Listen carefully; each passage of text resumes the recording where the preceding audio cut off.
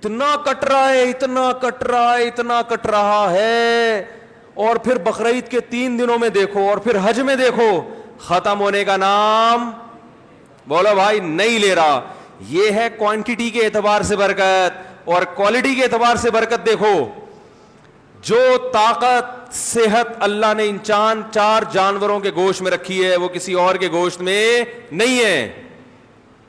مرغی کھانے سے طاقت، بول لو، مرغی کچھ نہیں بگاڑ سکتی آپ کا.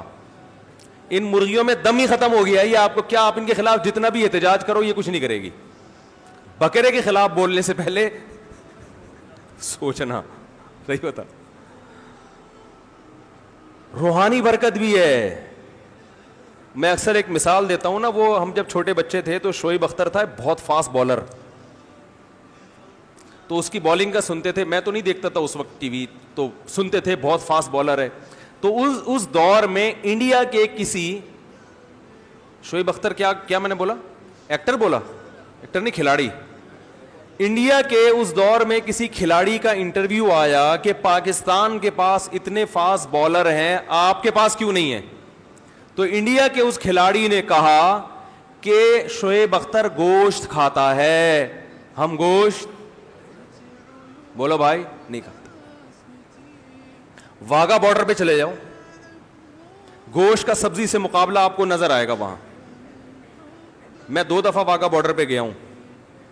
بار بار دل چاہتا ہے، لیکن اب چونکہ ذرا مشہور ہو گئے تو ہر آدمی وہ پھر تصویریں لے کے ڈالنا شروع کر دیتے ہیں، اور ایک عجیب ہی. تو واگا بارڈر پہ آپ جائیں، ایک طرف گوشت نظر آئے گا، دوسری طرف بولو بھائی سبزی. آوازوں میں دم دیکھو، ایک کی دھاڑ جیسے شیر دھاڑ رہا ہے، قد ہے بھائی جیسے بیل. تو یہ برکت کس کی ہے؟ گوشت کا مقابلہ سبزی سے دیکھنا، سبزی سے کرنا ہے تو ابھے نندن کی چائے دیکھ لو. ایک سبزی کھا کر اڑا تھا ہے بھائی ہوا میں، اور ایک بولتے کیوں نہیں یار، اس میں تو کچھ نہیں، کوئی پابندی نہیں ہے یار، آپ تو گوشت کھاتے ہو نا. ایک نے سبزی کھائے تھے ٹماٹر، جس پہ پھر ہم پہ پابندی لگائے گی کہ ٹماٹر پہ پابندی لگا رہے ہیں ہم. لگا دو پابندی، گائے پہ پابندی نہ لگانا. انڈیا نے دھمکی دی تھی نا ہم تمہارے ٹماٹر بند کر دیں گے، تو ہمارے ہاں تو ٹومیٹو کیچپ میں ٹماٹر نہیں ڈلتا. ہمارے ہاں تو ٹومیٹو کیچپ میں نہیں ڈلتا ٹماٹر، وہ پتہ نہیں کیا ڈل رہا ہوتا ہے. تو ٹماٹر بند کرنے سے ہمارا کوئی نقصان نہیں ہے.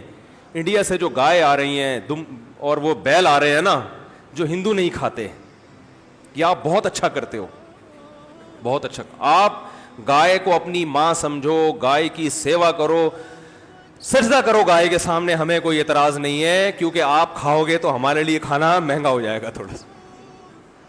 تو اگر آپ یہ دھمکی دیتے کہ ہم پاکستان کو قربانی کی گائے بند کر دیں گے تو ہم پریشان ہوتے. بھائی ہمیں تو واگا بارڈر پہ آپ کے خلاف جو نعرے لگانے پڑتے ہیں وہ گائے کا گوشت کھائے بغیر ممکن نہیں ہے. ہمیں جو اڑتے ہوئے جہازوں کو کنٹرول کر کے زمین پہ لا کے پائلٹ کو چائے پلا کے واپس بھیجنے کا عمل ہے، یہ گائے کا گوشت کھائے بغیر ممکن نہیں ہے. گائے بند نہ کرو ہماری. اب مجھے ڈر ہے کہ وہ بھی گائے کھانا نہ شروع کر دیں یہ بیان سن کے، لیکن ان کو ٹائم لگے گا. آج اگر وہ ہندو گائے کھانا شروع بھی کرتے ہیں تو وہ تو ظاہر ہے ان کی جین میں شامل ہونے میں 5-6 صدیاں بھی گزریں گی. ہم تو ہزاروں سال سے کھا رہے ہیں بھائی. ابھی آپ کو گائے کھا کے بھی ہمارا مقابلہ کرنے میں 200-400 سال لگیں گے. یہ گائے. باقی آپ کہہ سکتے ہیں وہ گائے کھانے سے کولیسٹرول بڑھتا ہے، وہ اس لیے بڑھتا ہے کہ وہ پھر کام جہازوں والے نہیں ہو رہے نا. سارے تھوڑی ابے نندن کے مقابلے میں ہوا میں یا واگا بارڈر پہ پریڈ کر رہے ہیں. زیادہ تر تو گائے کھا رہے ہیں اور کمپیوٹر کے آگے بیٹھ کے بس یہ انگلیوں کی جو مسل ہے نا ان کی ایکسرسائز ہو رہی ہے. اس کے لیے گائے کھانے کی ضرورت بولو بھائی نہیں ہے. آفس میں بیٹھے ہوئے ٹھش پش، تو اس سے کیا ہوگا؟ تو پھر وہ ظاہر ہے پھر تو پھٹو گے. گائے پھر یہ گائے کی توہین ہے.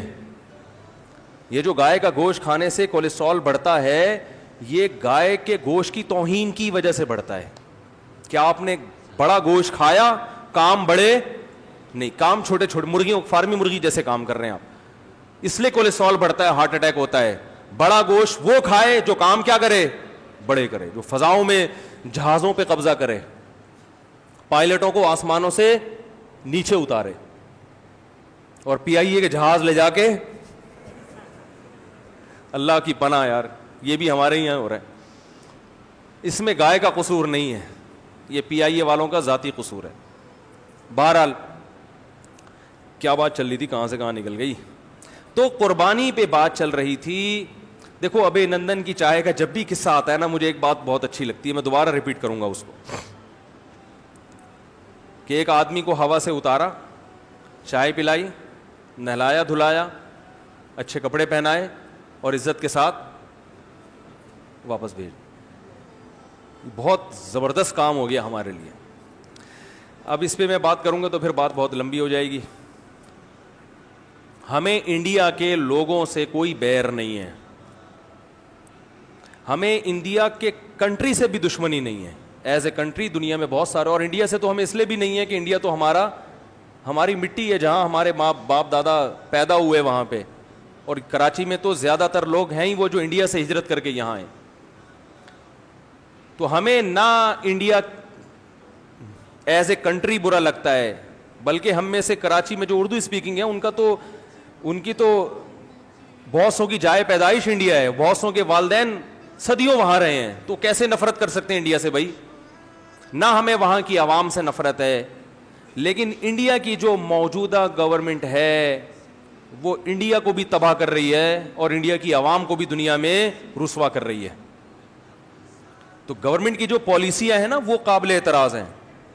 ابے نندن کو بھی چائے پلانے کا جو اصل سبب بنا ہے وہ کون بنا ہے, مودی بنا ہے, ورنہ انڈیا کے مقدر میں ضروری نہیں کہ یہ ذلت ہوتی. یہ مودی کی پالیسیاں ہیں جس نے اس کے پائلٹوں کو یہاں تک کہ ویڈیو کیمرے میں چائے پلا کے آپ کو واپس بھیجا جا رہا ہے. تو ان پائلٹوں کو بھی عبرت حاصل کرنی چاہیے, گورنمنٹ کے خلاف احتجاج کرنا چاہیے کہ الہذا خلقنا, وہ حدیث میں آتا ہے نا کہ قرب قیامت میں لوگ بیل پہ سواری کریں گے کیونکہ ہر کام الٹا ہوگا, تو بیل کو اللہ زبان دیں گے, وہ کہے گا الہذا خلقتو, کیا اللہ نے مجھے اس لیے پیدا کیا تھا, جو ہل چلانے کے لیے تھی اس پہ کیا ہو رہی ہے, سواری. تو پائلٹوں کو بھی چاہیے کہ مودی سے کہیں الہذا خلقنا, کیا ہمیں ٹریننگ اس ذلت کے لیے دی گئی تھی, یہ دن دکھانا تھا ہم کو.